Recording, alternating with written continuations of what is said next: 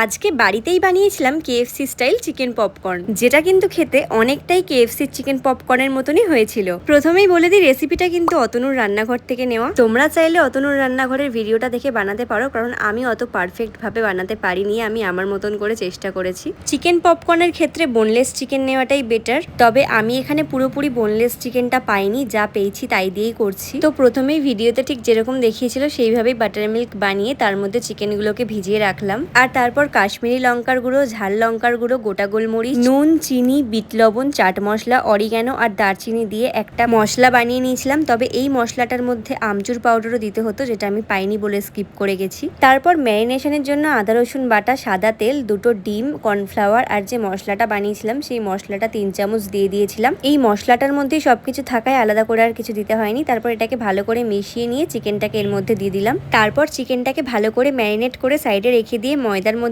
নুন, black pepper powder আর যে মশলাটা আগে থেকে বানিয়ে রেখেছিলাম সেটা দিয়ে ভালো করে মিশিয়ে নিলাম। এতক্ষণ পর্যন্ত তো সব ঠিকঠাকই যাচ্ছিল, তবে এরপরেই আসল গন্ডগোলটা করলাম। চিকেনগুলোকে ময়দার মধ্যে নিয়ে ভালো করে কোট করে দিয়ে দিয়েছিলাম সবকটা একসাথে বরফ জলে, যেটা আমার উচিত হয়নি। একটা একটা করে দেওয়া উচিত ছিল, যার কারণে চিকেনগুলো একটু ছেড়ে ছেড়ে গেছিল। তোমরা চেষ্টা করবে একটা একটা করে দিয়ে তুলে নেওয়ার। তারপর সেকেন্ড কোট করে তেল গরম করে এক এক করে লো টু মিডিয়াম ফ্লেমে সবকটা ভেজে নিলাম। আর ভাজার সময় দেখে অনেকটাই কেএফসি চিকেন পপকর্নের মতনই মনে হচ্ছিল। শুধু একটা জায়গায় একটু ভুল হয়ে গেল বলেই কিন্তু লুক ওয়াইজ পুরোপুরি কেএফসি চিকেন পপকর্ন লাগছিল না, কিন্তু খেতে অনেকটাই কেএফসি চিকেন পপকর্নের মতোই লাগছিল। তারপর যেটুকু মশলা বেঁচে ছিল উপর দিয়ে ছড়িয়ে নিলাম। আর প্রথমেই গরম গরম দিলাম আমার আম্মাকে, আর আম্মা তো খেয়ে বললো বেশ ভালো হয়েছে। আর তারপর আমার বোনকেও দিয়েছিলাম মিউনিস দিয়ে, আর ওরও তো দারুণ লেগেছিল। তোমরাও একবার এইভাবে ট্রাই করে দেখো।